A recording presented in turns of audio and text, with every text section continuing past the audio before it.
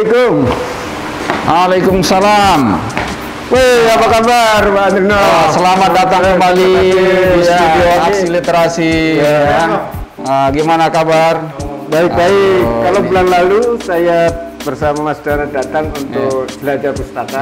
Sekarang kita nengok Aksi Literasi. Nengok pustaka. Nengok pustaka. Sama ini Bang, ngobrol-ngobrol realisasi apa yang bisa Nah, betul. Saya juga nanti mau nanya-nanya tentang jelajah pustaka juga. Terus mungkin ya kita bisa berbagi ide kan. Pokoknya satu frekuensi itu. Ya, gerakan aksi literasi, jelajah pustaka nggak ada bedanya. Kita tinggal kita sinergikan, kolaborasikan. Mudah-mudahan teman-teman yang lain ya ikut juga kan mensupport kita. Ayo kita, mari kita masuk lagi. Terima kasih. Wah, ayo, oke, Swedi masuk. Makasih. Silakan duduk. Terima kasih, Mas Danar. Waktunya. Nah, ini kita waktunya sama-sama. Wah, ini saya juga. Sejuk sekali hujan juga. Pas lagi hujan sejuk, tambah sejuk ya. Saya juga senang sekali bisa melanjutkan perbincangan kita ini tentang aksi literasi, tentang jelajah pustaka, tentang gerakan ya membangun literasi ya. Saya lihat konsepnya kan sama itu ya. Ya. Kalau saya, kenapa saya ajak teman-teman bikin gerakan aksi literasi ya, antara lain karena ya agak prihatin juga melihat apa atmosfer yang sekarang ya, minat baca menurun tapi minat ngomong meningkat. Dan banyak yang apa ya, maaf, ngasal gitu ya. Nah, itu dia, itu minat ngomong sama minat mengetiknya tinggi ya, tapi yang instan-instan gitu. Nah, ini kan nggak secara konten kualitas kan nggak bagus ya. Akhirnya apa ya, ditambah masuk lagi ke ranah politik, tambah kacau. Nah, makin ketinggalan. Ya, yang pencerahannya makin ketinggalan. Nah, nggak nututi. Ya. Nah, apalagi kampus ya, ya sudah lingkungan secara keseluruhan.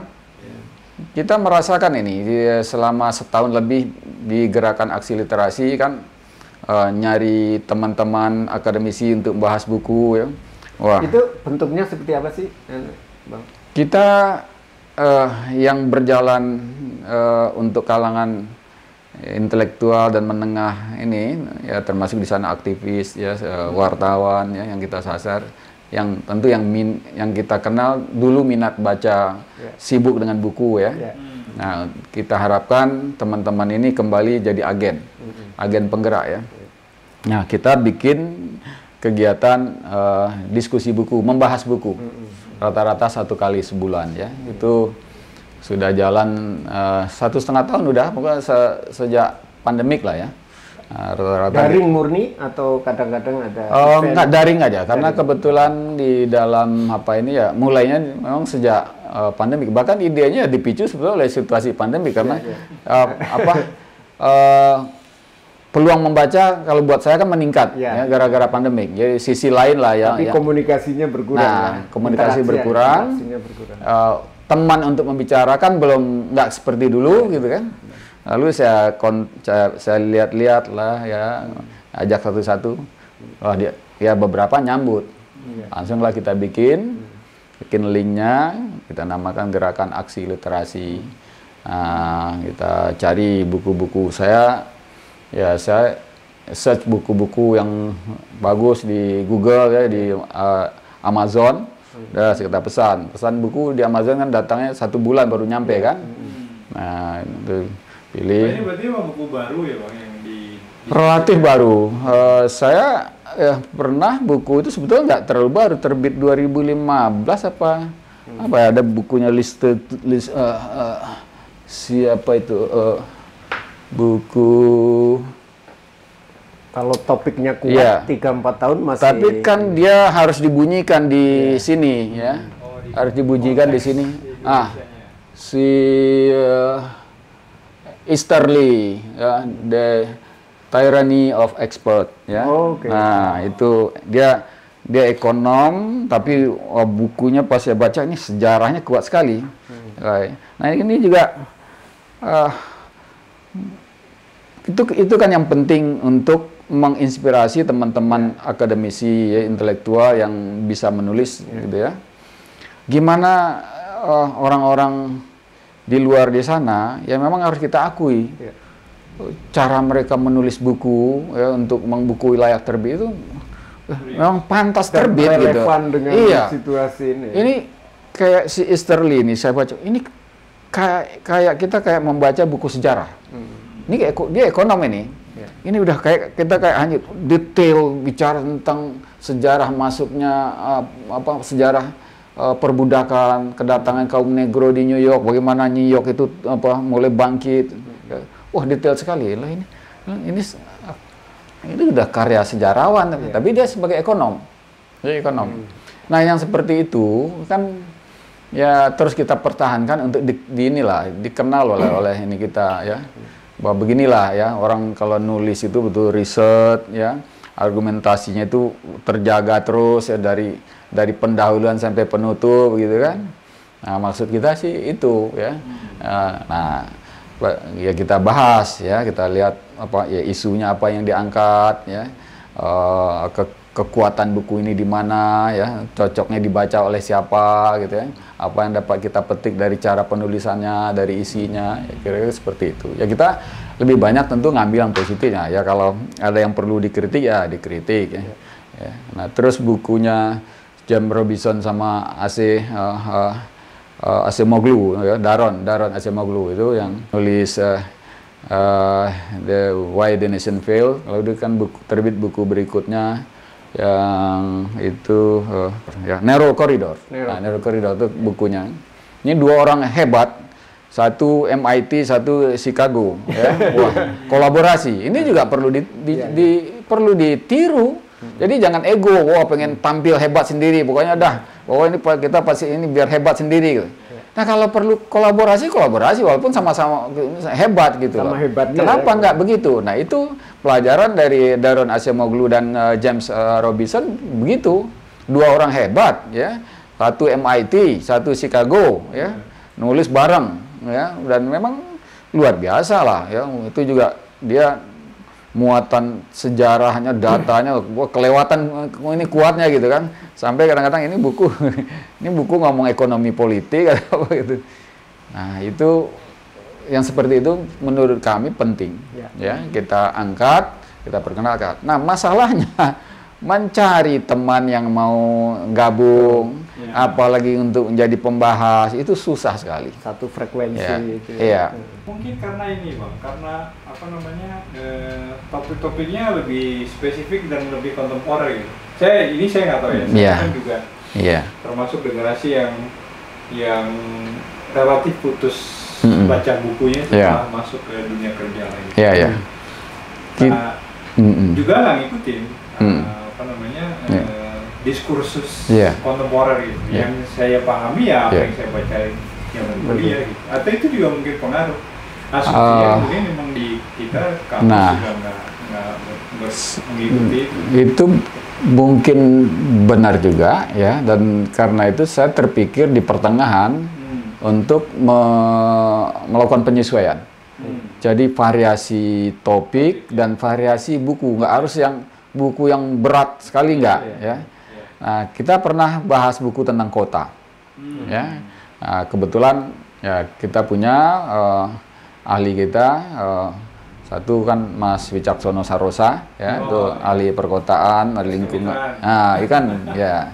Nah, ini maksudnya wah ini harus diapresiasi, harus kita angkat. Nah, kebetulan ada juga sekelompok peneliti muda, perencana muda bikin nerbitin buku bareng. Isinya kira-kira 15 tulisan. Nah, kita gandeng. Ya. Wah, itu ya dalam rangka ya sebetulnya gerakan literasi supaya teman-teman yang muda-muda itu merasa diapresiasi, semangat lagi untuk menulis terus ya. Ya karena semangat mereka luar biasa untuk mempersoalkan teori paradigma dalam perencanaan, dalam arsitektur, itu kan menarik. Nah, Mas Wicak nulis sendiri itu juga pendekatannya ini ya, itu pandangan yang mutakhir lah. Nah, kita bicarakan. Wah, jadi kadang-kadang kita harus memperhatikan untuk melayani komunitas-komunitas tertentu ya. Misalnya nih, wah tadi soal para peminat masalah kota kan, di situ terlibat ya, ada ahli perencanaan kota, ahli lingkungan, ahli sosiolog di situ, antropolog, apalagi kita teman-teman wartawan sehingga yang bisa merefleksikan situasi sekarang. Oh rame, wah itu wah tinggi ininya peminatnya. Pernah kita kuotanya kan cuma 100 peserta. Berapa kali itu wah banyak nggak kebagian masuk, tapi kita ada siapin juga yang YouTube ya kan, yang mereka bisa itu. Nah, jadi benar kita harus inklusif, harus inklusif. Nah, termasuk juga nanti ke bawah, masih untuk yang awamnya. Ini kami lagi mikirkan, lagi nyiapin sebetulnya yang ke isu pangan dan pertanian. Nah, tapi kita pengen juga lagi cari juga buku siapa lagi satu lagi untuk digandeng sama bukunya Prof. Inul Bustano Arifin. Ya, beliau udah ada buku yang relatif baru tentang beras beras. Nah, kita mau ini kan. Jadi untuk buku-buku yang mungkin nggak terlalu berat, kemudian karya teman-teman dalam negeri, ya kalau kita gandeng aja kan, supaya lebih ini ya, ada interaksi antar ini kan. Dan itu sesuai dengan tantangan ya. Sudah akademik sekali. Ya gitu, betul. Jadi kita kan harus ini kan juga akomodir juga ilmu-ilmu terapan, praktis ya manajemen gitu. Ini saya lagi juga mikirkan nih kalau yang untuk kalangan praktisi ya, kalangan perbankan ya. Nah, memang belum ketemu nih bukunya yang tapi menarik tapi juga baru gitu ya. Kritis. Pajak itu juga. Tapi nggak, saya lihat belum buku perpajakan kecuali yang textbook yang dicetak ulang ya. Belum ada yang ada gagasan atau paradigma gitu ya, hasil riset itu belum ketemu.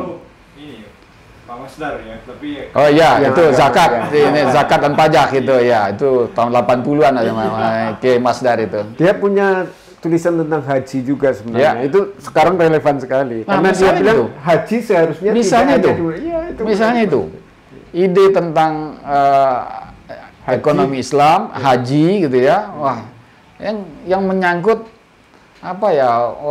urusan jutaan orang. Minat mengundang minat. Tapi saya kira di situ ini Bang, persinggungannya dengan jelajah Islam. Nah, pasti itu. Ya, jadi ini sangat klop sekali ya. Jadi kita memang berpikir sudah agak lama ini gimana sih menghidupkan minat baca.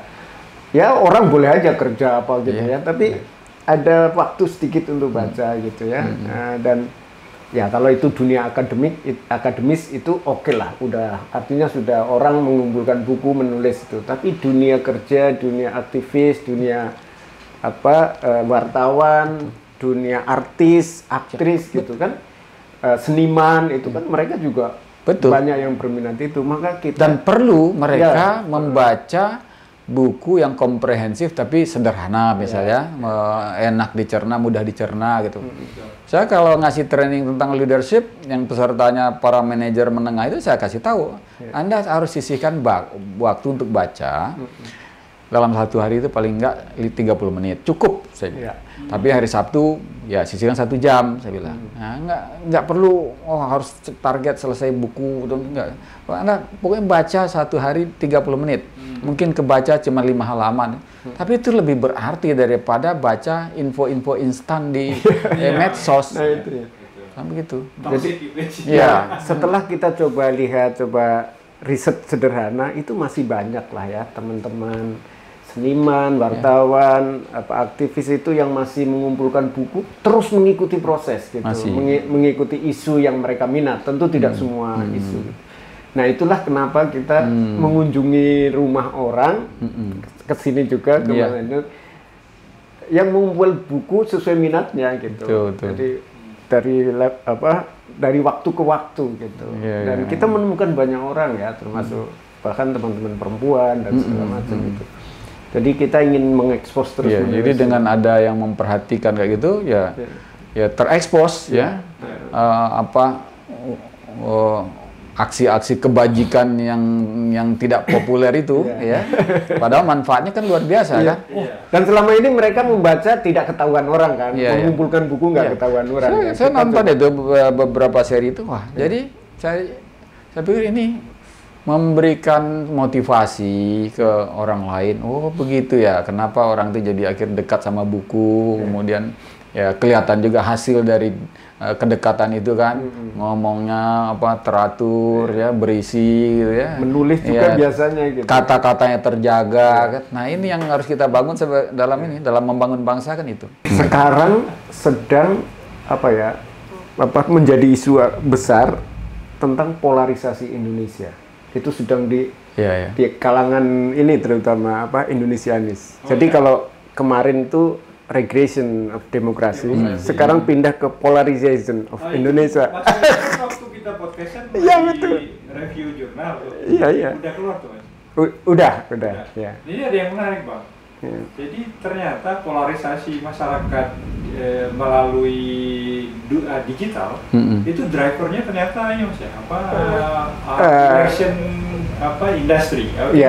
Election campaign industry. Jadi selama ini dianggap bahwa yang melakukan polarisasi adu domba itu kan agamawan, tokoh agama, pidato jasa. Tapi ternyata di belakangnya ada settingnya, yaitu campaign election industry. Saya rasa itu benar. Jadi sekarang kan sudah dimunculkan nih calon-calon kan. Jadi dari situ kemudian dipolarisasi sekian rupa. Yang membentuk polarisasi sosial itu sekarang ini politik. Dan mereka dikasih argumen untuk melawan lainnya. Disitulah tidak sehatnya secara literasi. Ya betul. Ya, karena itu tidak berdasarkan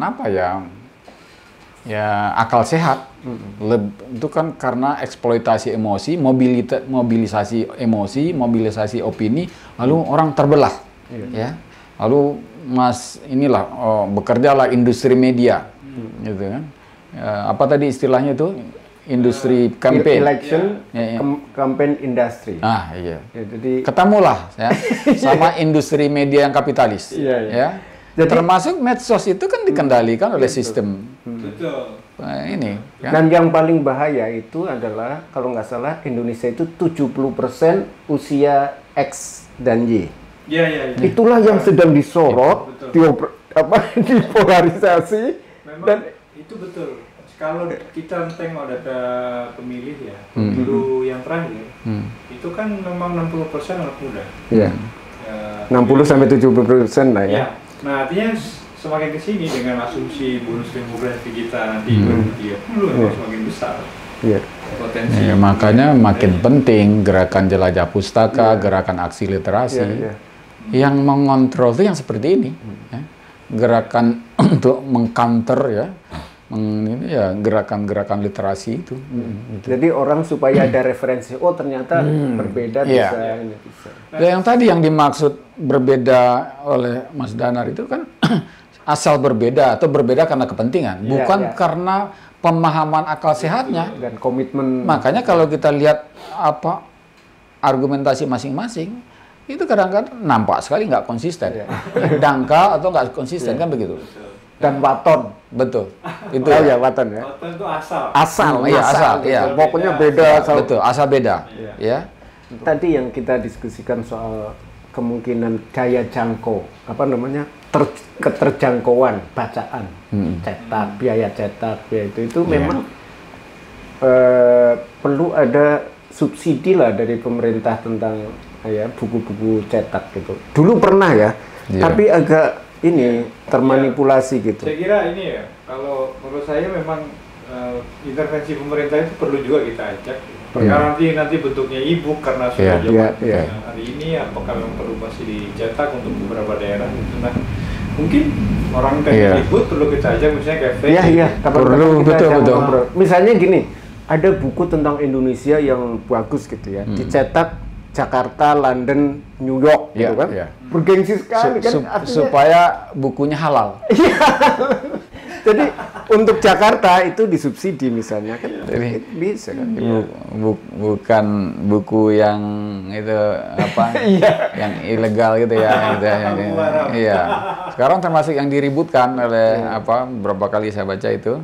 Ya buku murah-murah tapi bajakan gitu kan. Sekarang ada copyright kemudian dibalik menjadi right to copy. Right to copy gitu. Kan saya kira juga saya kira kita juga sepakat bahwa kita punya kepentingan mendorong apa namanya budaya literasi ini kan juga di sekolah kan, sejak di sekolah gitu. Jadi kalau kita ajak pemerintah sejak awal mungkin ada hal yang bisa kita kerjasamakan gitu ya. Iya, penulis-penulis misalnya disertasi, tesis itu kan penelitiannya serius, jadi layak untuk misalnya dikasih. Ada itu.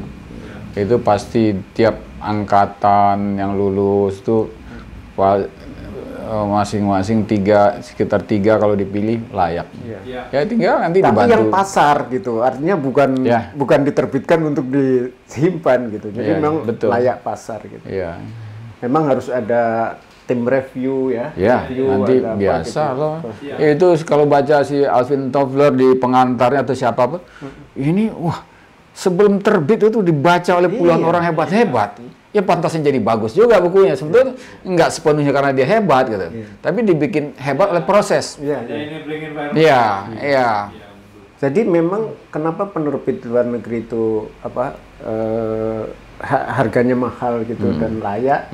Kalau kita nulis itu dihargai juga itunya karena melalui review itu. Tapi kalau rasio dari kemarin saya nggak tahu, ini tolong dikoreksi kalau salah. Kemarin ngobrol sama beberapa teman tuh rasio dari penghasilan dengan harga buku itu sebetulnya jauh lebih rendah kalau di luar. Oh ya, rasio pengeluaran buku terhadap penghasilan. Iya. Tapi kan mereka ini, misalnya satu buku tidak mungkin dikopi oleh orang lain di sana. Bukan maksudnya di satu sisi sebetulnya harga buku itu murah karena terjangkau, tapi sisi yang lain penulis segala macam itu layak dihargai. Iya, makanya. Kalau kita ini kebalikan. Makanya karena dilindungi, ya jadi misalnya satu buku terbit seluruh perpustakaan di dunia membutuhkan. Tidak ada apa tadi fotokopi right to copy itu. Kan yang buku yang tidak halal. Iya. Misalnya kalau buku satu terbit didistribusikan seluruh perpustakaan universitas di seluruh dunia itu kan uangnya tinggi gitu. Jadi untuk penulis itu besar gitu. Ya maksudnya Mas, kalau di kita itu kan kebalik buku itu mahal bagi kebanyakan orang, tapi penulisnya tidak cukup dihargai. Iya, makanya. Memang gitu. Kalau di mereka nih yang keluarin, udah hidupnya jadi ya lumayan mewah ya dengan buku itu. Tapi memang mungkin karena populasi pembaca itu besar ya Kak di Amerika itu. Jadi terbit cetak sampai 100.000 dan ternyata penerbitnya beda-beda itu. Mungkin mereka boleh gitu ya bikin kontrak ya. Maka kadang-kadang kan kalau buku itu ini lain lagi warna cover, desain covernya agak lain lagi gitu. Tapi mungkin karena besarnya pasar. Nah itu yang mungkin si penulisnya makmur. Mau dia pergi penelitian lagi, nulis lagi, udah fokus di situ gitu. Dan mereka penulis atau akademisi itu sebenarnya udah nggak mikir uang dalam tanda petik ya. Begitu dia karya, ya harus berkarya lagi. Sama dengan pedagang harus itu kan. Iya. Sudah dipikirin pasar. Tapi buat orang yang profesinya seperti itu kan yang penting kan cukup. Iya. Ya. Kita mulai apa yang bisa, kalau idenya sudah jelas kan, jelas kita sasarannya, perkiraan manfaatnya kan jelas ya, kita jalan. Nanti kita kolaborasi, kita sinergi, ini juga elemen yang lain, dan harus gigih dan sabar untuk gerakan literasi. Kita dorong dengan orang harus sadar, paham apa yang harus dia ucapkan, apa yang harus dia tulis dalam 3 kalimat atau berapa karakter itu, ya supaya jangan terbawa oleh itu industri campaign itu.